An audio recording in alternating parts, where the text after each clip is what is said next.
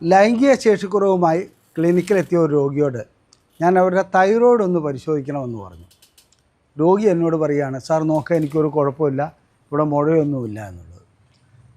ജനങ്ങൾക്കൊരു തെറ്റിദ്ധാരണയുണ്ട്, തൈറോയ്ഡിൻ്റെ കുറവോ കൂടുതലോ ഒക്കെ ഉണ്ടാകുകയാണെങ്കിൽ തൈറോയ്ഡ് ഗ്രന്ഥി മുഴ വന്ന് വലിപ്പം വയ്ക്കുമെന്നുള്ളത്. ഇത് നമ്മൾ പണ്ട് പള്ളിക്കൂടത്തിൽ പഠിച്ച കാര്യമാണ്. അതായത് ആ ഗോയിറ്റർ എന്ന് പറയുന്ന ആ ഒരു അവസ്ഥയൊക്കെ ഉണ്ടല്ലോ, അതൊക്കെ ഇന്ന് വളരെ വളരെ അപൂർവമാണ്, ഇല്ല എന്ന് തന്നെ പറയാം. എന്നാൽ ഹൈപ്പോ തൈറോയിഡിസവും ഹൈപ്പർ തൈറോയിഡിസവും ഇന്നും നമ്മളിൽ പലരിലുമുണ്ട്. അത് ചെക്ക് ചെയ്ത് നോക്കുമ്പോൾ മാത്രമാണ് നമ്മളത് അറിയുക.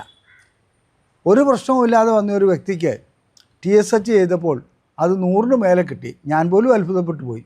ഇതെങ്ങനെയാണ് ഇത്രയും ഹൈപ്പോ തൈറോയിഡിസം ഉള്ള ഒരു വ്യക്തി ഈ രീതിയിൽ ഒരു പ്രശ്നമില്ലാതെ നടക്കുന്നതെന്ന്. കാര്യം വളരെ വ്യക്തമാണ്. തൈറോയ്ഡ് ഹോർമോണിൻ്റെ ബാഹ്യലക്ഷണങ്ങൾ വെച്ചല്ല നാം അതിനെ വിലയിരുത്തേണ്ടത്. രക്തം പരിശോധിച്ച് T3, T4, TSH എന്ന അത് തൈറോയ്ഡ് ഫങ്ഷൻ ടെസ്റ്റ് ചെയ്ത് തന്നെയാണ്.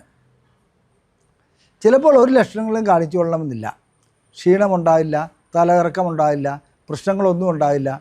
എന്നിരുന്നാലും തൈറോയ്ഡ് ടെസ്റ്റ് ചെയ്യുന്നത് ഒരു പ്രായപരിധി കഴിഞ്ഞാൽ, പ്രായമില്ലാത്തവരും ചെയ്യുന്നത് നല്ലത് തന്നെയാണ്, പ്രായപരിധി കഴിഞ്ഞാൽ അത് ടെസ്റ്റ് ചെയ്യുന്നത് വളരെ നല്ലതാണ്. മാത്രമല്ല മറ്റ് അസുഖങ്ങൾ ഏതെങ്കിലും വരാതിരിക്കുവാനും അത് ഉപകരിക്കും. ലൈംഗിക ശേഷിക്കുറവ് അല്ലെങ്കിൽ ലൈംഗിക താല്പര്യം, രതിമൂർച്ച ലഭിക്കായിക, ശീഘ്രസ്ഖലനം, അതുപോലെ തന്നെ സ്ഖലനം സംഭവിക്കാതിരിക്കുക, ഇങ്ങനെയൊക്കെയുള്ള കാര്യങ്ങളിൽ തൈറോയ്ഡ് വഹിക്കുന്ന പങ്കൊരു വലിയ പങ്ക് തന്നെയാണ്. അത് സ്ത്രീകളിലാവട്ടെ രതിമൂർച്ച ഉണ്ടാകാതിരിക്കുക, ലൂബ്രിക്കേഷൻ ഉണ്ടാവില്ല, അതുപോലെ തന്നെ ലൈംഗികമായി ബന്ധപ്പെടാനുള്ള താല്പര്യം ഉണ്ടാവില്ല, ചിലർക്ക് പെട്ടെന്ന് ദേഷ്യം വരിക, ഇങ്ങനെയൊക്കെയുള്ള കാര്യങ്ങൾ ഈ തൈറോയ്ഡ് വഴിക്കാണ് ഉണ്ടാകുന്നത്.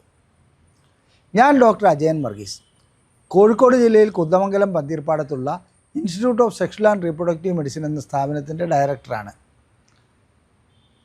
International association of sexual medicine practitioners modern medicine എന്ന അസോസിയേഷൻ്റെ അഖിലേന്ത്യാ ചെയർമാനുമാണ്.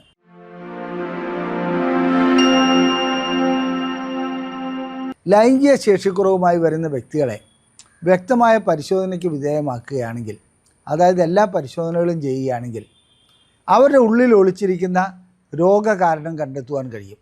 ആ രോഗകാരണം ലൈംഗികതയുമായി നേരിട്ട് ബന്ധപ്പെട്ടതല്ലെങ്കിൽ കൂടി ഒരുപക്ഷെ ഹൃദ്രോഗമാകാം, പ്രോസ്റ്റേറ്റിൻ്റെ പ്രശ്നങ്ങളാകാം, പ്രമേഹമാകാം, ഞരമ്പിൻ്റെ പ്രശ്നങ്ങളാകാം, ഹോർമോണുകളുടെ പ്രശ്നങ്ങളാകാം. ഇത്തരം പ്രശ്നങ്ങൾ എന്താണെന്ന് കണ്ടുപിടിച്ച് കഴിഞ്ഞാൽ അതിനുള്ള ചികിത്സ കൂടി നൽകുകയാണെങ്കിൽ വരുവാനിരിക്കുന്ന ഒരു മാരക വിപത്തിനെ നമുക്ക് തടഞ്ഞു നിർത്തുവാൻ കഴിയും. ലൈംഗിക ശേഷിക്കുറവെന്ന് പറയുന്ന ഒരു രോഗലക്ഷണം മാത്രമാണ്. ഐസ്ബർഗ് അതിൻ്റെ മുകളിൽ ഐസിൻ്റെ 10-9 ഭാഗവും താഴോട്ടാണ് കിടക്കുക, ഒരു ഭാഗം മാത്രമേ മുകളിൽ കിടക്കുകയുള്ളൂ. അത് മാത്രമേ നമ്മൾ കാണുന്നുള്ളൂ. നമ്മൾ കാണുന്നത് ലൈംഗിക ശേഷിക്കുറവ് മാത്രമാണ്, അല്ലെങ്കിൽ രതിമൂർച്ചയില്ലായ്മ മാത്രമാണ്, ഇല്ലെങ്കിൽ ബന്ധപ്പെടുമ്പോൾ യോനിയിലൊരു നനവുണ്ടാകുന്നില്ല. ഇത്തരം കാര്യങ്ങൾ മാത്രമാണ്. ഒളിച്ചിരിക്കുന്ന ഘടകങ്ങൾ പലതുമാകാം. ഇനി പുരുഷന്മാരിൽ തൈറോയ്ഡിൻ്റെ പ്രശ്നം കൊണ്ട് എന്തെല്ലാമാണ് ഉണ്ടാകുന്നതെന്ന് നോക്കാം. ഞാൻ നേരത്തെ സൂചിപ്പിച്ചു, ലൈംഗികമായിട്ടുള്ള താല്പര്യമില്ലാതെയാകും, ബലക്കുറവില്ലാതെയാകും, ശീഘ്രസ്ഖലനം ചിലർക്കുണ്ടാകും, ചിലർക്കാണെങ്കിൽ സ്ഖലനം സംഭവിക്കാതെ വരും. തൈറോയ്ഡിൻ്റെ ഒരു പ്രത്യേകത എന്താണെന്ന് വെച്ചാൽ അത് കൂടിയാലും പ്രശ്നമാണ്, കുറഞ്ഞാലും പ്രശ്നമാണ്. അപ്പോൾ കൂടുകയാണെങ്കിലും കുറയുകയാണെങ്കിലും ലൈംഗികമായിട്ടുള്ള പ്രശ്നം ഉണ്ടാകും എന്നുള്ളത് 100% ഉറപ്പാണ്. അപ്പോൾ അതിനുള്ള ചികിത്സയോ, ആദ്യം നമ്മൾ പരിശോധന നടത്തുന്നു. പരിശോധന നടത്തിയിട്ട് ഇതിൻ്റെ കാരണം എന്താണെന്ന് കണ്ടുപിടിക്കുന്നു. ഹൈപ്പോ തൈറോയിഡിസ് ആണെങ്കിൽ അതിനകത്തുള്ള തൈറോക്സിൻ അങ്ങനെയുള്ള ഗുളികകൾ, തൈറോയ്ഡ് ഹോർമോൺ ഉയർത്താനുള്ള ഗുളികകൾ നൽകിയാൽ മതി, പരിഹരിക്കപ്പെടാൻ കഴിയും. ഹൈപ്പർ തൈറോയിഡിസം ആണെങ്കിൽ പെട്ടെന്ന് ദേഷ്യം വരിക, ശരീരം മെലിയുക, ഇങ്ങനെയൊക്കെയുള്ള ലക്ഷണങ്ങളാണ് ആദ്യം കാണിക്കുക. അത്തരം പ്രശ്നങ്ങളാണെങ്കിൽ അതിനനുസരിച്ചുള്ള ചികിത്സ വേറെ നൽകേണ്ടി വരും. എങ്കിലേ നമുക്ക് ലൈംഗിക പ്രശ്നങ്ങളിലേക്ക് പരിഹാരം ഉണ്ടാക്കാൻ കഴിയുള്ളൂ. പിന്നെ പുരുഷന്മാരിൽ തൈറോയ്ഡ് പ്രശ്നമുണ്ടെങ്കിൽ ശുക്ലത്തിൻ്റെ അളവ് കുറയുന്നതായി കാണാം. അതുപോലെ തന്നെ ചിലപ്പോൾ ബീജാണുക്കളുടെ അളവും കുറയുന്നതായി കാണുന്നുണ്ട്. ഇങ്ങനെ ലൈംഗികമായിട്ടുള്ള കുട്ടികൾ ഉണ്ടാകാതെ വരിക, ഇത്തരം കാര്യങ്ങളിലൊക്കെ തൈറോയ്ഡ് വളരെ പ്രധാനപ്പെട്ട ഒരു ഹോർമോൺ തന്നെയാണ്. ഇനി സ്ത്രീകളിലേക്ക് വരുമ്പോൾ അവരെ സംബന്ധിച്ചിടത്തോളം രതിമൂർച്ച അനുഭവപ്പെടില്ല, ലൈംഗികമായിട്ടുള്ള താല്പര്യം ഉണ്ടാവില്ല. അതിന് ഒപ്പം തന്നെ എന്താണെന്ന് വെച്ചിട്ടുണ്ടെങ്കിൽ യോനിയിൽ നനവുണ്ടാകാതെ വരുന്നു, ബന്ധപ്പെടുക എന്നുള്ളത് വേദനാജനകമായി മാറുന്നു. ഇതാണ് തൈറോയ്ഡ് കൊണ്ടുള്ള പ്രശ്നങ്ങൾ. ഇനി തൈറോയ്ഡ് കൂടുകയോ കുറയുകയോ ഒക്കെ ചെയ്യുമ്പോൾ അതിൻ്റെ കൂട്ടത്തിൽ നോക്കേണ്ട ഒരു ഹോർമോണാണ് പ്രൊലാക്റ്റിൻ.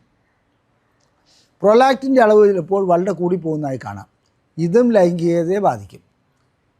അതായത് പ്രൊലാക്റ്റിൻ്റെ അളവ് കൂടുകയാണെങ്കിൽ ലൈംഗികമായിട്ടുള്ള താല്പര്യമില്ലാണ്ടാവും. അതാണ് സംഭവിക്കുന്നത്. ഇനി രോഗികളെ സംബന്ധിച്ചിടത്തോളം രോഗികൾ ഇതൊന്നും അറിയാതെയാണ് മുന്നോട്ട് പോയിക്കൊണ്ടിരിക്കുക. അവർക്ക് പ്രകടമായ ഒരു ലക്ഷണങ്ങളും കണ്ടുകൊള്ളണമെന്നില്ല. വളരെ അപൂർവം പേരിൽ മാത്രം ഒന്ന് തല കറങ്ങുന്നുണ്ട്, അല്ലെങ്കിൽ പഴയ പോലെ ഒരു ക്ഷീണം അനുഭവപ്പെടുന്നുണ്ട്, ഒരു ചൂട്, വിയർപ്പ്, അസ്വസ്ഥതയൊക്കെ ചിലർ അഭിപ്രായപ്പെടും.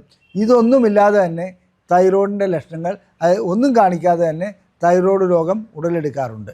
വന്ധ്യത ചികിത്സയ്ക്കെത്തുന്ന പല രോഗികളും അതായത് അവർ പറയുന്ന ഒരു കാര്യം, സാർ എത്ര ബന്ധപ്പെട്ടിട്ടും ശുക്ലം പുറത്തേക്ക് പോകുന്നില്ല എന്നുള്ളതാണ്. അങ്ങനെ ശുക്ലം പുറത്തേക്ക് പോകാതിരിക്കുന്നതിൻ്റെ സ്വയംഭോഗം ചെയ്യുമ്പോഴും ചിലപ്പോൾ ശുക്ലം പുറത്തേക്ക് പോകാത്ത അവസ്ഥ വരുന്നു. ഇതിൻ്റെ കാരണം ഹൈപ്പോ തൈറോയിഡിസമാണ് കൂടുതലായിട്ട് കാണപ്പെടുന്നത്. അതായത് തൈറോയ്ഡ് ഹോർമോണുകൾ കുറവാണ്. TSH എന്ന ഹോർമോൺ അതിനകത്ത് വളരെയധികം കൂടുതലായിരിക്കും. T3 T4 എന്ന ഹോർമോൺ കുറവുമായിരിക്കും. ഇങ്ങനെയുള്ള വ്യക്തികൾക്ക് അതായത് സ്ഖലനം സംഭവിക്കുന്നേ ഇല്ല എന്നുള്ള പരാതി പറയുകയാണെങ്കിൽ നമ്മൾ ഏറ്റവും ആദ്യം ടെസ്റ്റ് ചെയ്യേണ്ടത് തൈറോയ്ഡാണ്. ആ തൈറോയ്ഡ് ഹോർമോൺ ടെസ്റ്റ് ചെയ്യുന്നതോടുകൂടി നമുക്ക് മനസ്സിലാക്കാൻ കഴിയും ഇതിൻ്റെ കാരണം എന്നതാണെന്നുള്ളത്. അതുപോലെ തന്നെ ഇതുവരെ കുഴപ്പമൊന്നുമില്ലായിരുന്ന ഒരു വ്യക്തിക്ക് വളരെ പെട്ടെന്ന് സ്ഖലനം സംഭവിക്കുന്നു. അത് ഹൈപ്പർ തൈറോയിഡിസം ആയിരിക്കാം. അതായത് ഇതിനു മുമ്പ് നല്ല സമയം കിട്ടിയിരുന്ന ഒരു വ്യക്തിക്ക് വളരെ പെട്ടെന്ന് സ്ഖലനം സംഭവിക്കുന്നു. അപ്പോൾ ആദ്യമൊക്കെ അവർ കരുതുക വേറെ എന്തെങ്കിലും പ്രശ്നങ്ങൾ കൊണ്ടായിരിക്കുമെന്നുള്ളതായിരിക്കും. ഒരു ടെസ്റ്റും നടത്താതെ പോകും. ചിലപ്പോൾ ഇറക്ടൈൽ ഡിസ്ഫങ്ഷൻ, അതായത് ശീഘ്രസ്ഖലനം ഉടലെടുക്കുന്നത് മറ്റൊരു രൂപത്തിലാകാം. അതായത് ലൈംഗിക ശേഷിക്കുറവ് ഉടലെടുക്കുന്നതോടുകൂടി ശീഘ്രസ്ഖലനവും ഉടലെടുക്കാറുണ്ട്. അതും ആകാം. എന്നിരുന്നാലും തൈറോയ്ഡാണോ ഇതിൻ്റെ യഥാർത്ഥ വില്ലൻ എന്നുള്ളത് നാം കണ്ടുപിടിക്കേണ്ടതുണ്ട്. അങ്ങനെ കണ്ടുപിടിച്ച് കഴിഞ്ഞ് തൈറോയ്ഡിനുള്ള ചികിത്സ നൽകുകയാണെങ്കിൽ ലൈംഗികമായിട്ടുള്ള ബലവും ഉണ്ടാവും, അതുപോലെ തന്നെ സമയവും ലഭിക്കും. ഒരു സാധാരണ ഡോക്ടറുടെ അടുക്കൽ ലൈംഗിക പ്രശ്നങ്ങൾക്കുള്ള ചികിത്സയുമായി, അതായത് ലൈംഗിക ശേഷിക്കുറവുമായിട്ടോ അല്ലെങ്കിൽ സമയക്കുറവുമായിട്ടോ ചെല്ലുമ്പോൾ അവർ നൽകുന്ന ഒരു ഗുളികയാണ് വയാഗ്ര പോലെയുള്ള ഗുളികകൾ, അതായത് സിഡ്നാഫിൽ സിട്രേറ്റോ മറ്റോ. ഒരു പരിശോധനയും നടത്താതെ സിഡ്നാഫിൽ സിട്രേറ്റും മറ്റ് ഡോക്ടർമാർ നിർദ്ദേശിക്കുകയോ അല്ലെങ്കിൽ മെഡിക്കൽ ഷോപ്പിൽ പോയി കഴിക്കുകയോ ചെയ്യുന്ന വ്യക്തികളെ സംബന്ധിച്ചിടത്തോളം അവരുടെ യഥാർത്ഥ പ്രശ്നം തൈറോയ്ഡ് ആയിരിക്കാം. അവർക്ക് മറ്റ് അസുഖങ്ങൾ ഉടലെടുക്കാതിരിക്കുവാൻ അവരുടെ പരിശോധന നടത്തിയിരുന്നെങ്കിൽ അവരുടെ ലൈംഗിക പ്രശ്നങ്ങൾക്ക് സിഡ്നാഫിൽ കൊടുക്കാതെ അല്ലെങ്കിൽ സിഡ്നാഫിൽ കഴിക്കാതെ മുന്നോട്ട് പോവുകയായിരുന്നെങ്കിൽ, ആ പരിശോധന നടത്തി കാരണം കണ്ടുപിടിച്ചിട്ട് അതിനനുസരിച്ചുള്ള ചികിത്സ ചെയ്യുകയായിരുന്നെങ്കിൽ അവരുടെ അതായത് മാരകമായ മറ്റ് അസുഖങ്ങൾ വരുന്നതിൽ നിന്ന് അവരെ രക്ഷിക്കുവാൻ കഴിയും. നിങ്ങൾക്കറിയാമോ, തൈറോയ്ഡ് പ്രശ്നം ഉടലെടുത്തു കഴിഞ്ഞാൽ അത് നേരെ ഹാർട്ടിനെ ബാധിക്കാറുണ്ട്, മറ്റ് അവയവങ്ങളെ ബാധിക്കാറുണ്ട്, നമ്മുടെ ദഹന വ്യവസ്ഥയെ ബാധിക്കാറുണ്ട്. അതുകൊണ്ട് ലൈംഗികമായിട്ടുള്ള ശേഷിക്കുറവോ ലൈംഗികമായിട്ടുള്ള ശീഘ്രസ്ഖലനമോ അങ്ങനെ എന്തെങ്കിലും പ്രശ്നങ്ങൾ ഉടലെടുക്കുകയാണെങ്കിൽ ഒരു സെക്സോളജിസ്റ്റിനെ കണ്ട്, അതായത് മെഡിക്കൽ സെക്സോളജിസ്റ്റിനെ കണ്ട് ചികിത്സ നേടുന്നതാണ് അത്യുത്തമം. മറ്റ് ചികിത്സിക്കരുതെന്നല്ല ഞാൻ പറയുന്നത്, യഥാർത്ഥ കാരണം കണ്ടുപിടിച്ച് ചികിത്സിക്കുന്നതിലാണ് അതിൻ്റെ കാര്യം കിടക്കുന്നത്. അങ്ങനെ ചികിത്സിക്കുന്നതോടുകൂടി രണ്ട് രീതിയിലുള്ള ഗുണം ലഭിക്കുന്നു. ലൈംഗിക പ്രശ്നങ്ങൾക്കുള്ള ചികിത്സയും നടക്കുന്നു, അതുപോലെ തന്നെ നമ്മുടെ യഥാർത്ഥ അടിസ്ഥാന കാരണത്തിലുള്ള ചികിത്സയും നടക്കുന്നു. അതാണ് നമുക്ക് വേണ്ടത്. ഞങ്ങളുടെ ഈ വീഡിയോ ഇഷ്ടപ്പെട്ടുവെങ്കിൽ ഷെയർ ചെയ്യുക, നിങ്ങളുടെ അഭിപ്രായങ്ങൾ കമൻറ്റ് ബോക്സിൽ രേഖപ്പെടുത്തുക, അതുപോലെ തന്നെ ഇത് ലൈക്ക് ചെയ്യുക. ലൈംഗിക പ്രശ്നങ്ങളെ സംബന്ധിച്ചിട്ടുള്ള വിവരങ്ങളടങ്ങിയ ബുക്ക്ലെറ്റുകൾ ഞങ്ങൾ സൗജന്യമായി പ്രസിദ്ധീകരിക്കുന്നുണ്ട്. PDF ഫോർമാറ്റിൽ അത് ലഭിക്കുവാൻ ഇവിടെ കാണിച്ചിരിക്കുന്ന നമ്പറിൽ ISRM എന്ന് ടൈപ്പ് ചെയ്ത് അയയ്ക്കുക. ഞങ്ങൾ നിങ്ങൾക്ക് അത്തരം ബുക്ക്ലെറ്റുകൾ സൗജന്യമായി അയച്ചു നൽകുന്നതാണ്. നിങ്ങൾക്ക് ചികിത്സ ആവശ്യമുണ്ടെങ്കിൽ ഈ കാണിച്ചിരിക്കുന്ന നമ്പറിൽ തന്നെ വിളിച്ച് ബുക്ക് ചെയ്യാവുന്നതുമാണ്. നന്ദി, നമസ്കാരം.